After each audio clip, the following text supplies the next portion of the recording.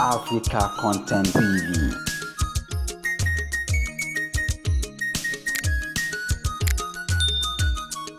Ẹ káàbọ̀ sórí ìkànnì Africa Content TV. Tìlù tìfọn tijó ni wọ́n ṣàpàdé A1 the ultimate Wasiu Ayinde Mayegun fún àfàlà ní Mayegun Resort Ìjẹ̀bú fún ayẹyẹ ọdún iléyá nínú ọjọ́ kẹta iléyá tí à ń ṣe Ojúde ọba. Tìlù tìfọn ni wọ́n fi pàdé Mayegun Resort.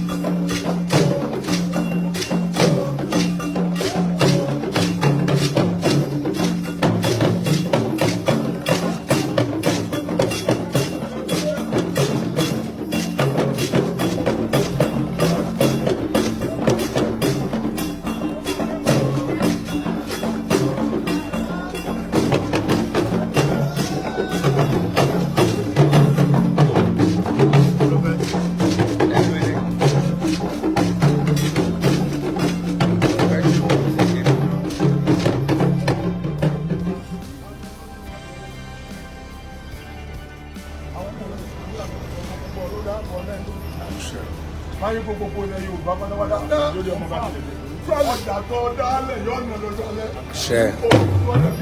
Àṣẹ. Ọba ló sílẹ̀ fún ọjọ́ alẹ́ lórí ẹni tó fún ọjà sí yóò sílẹ̀ fún àmì tó sílẹ̀ fún olójú alẹ́ lórí.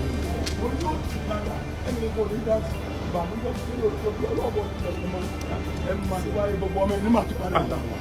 Gbogbo ọjọ́ kíjọ́ tó lò lórí ayé òní ló pẹ̀lú inú rẹ̀ ń dùn sọ́mi. Ó ti tán.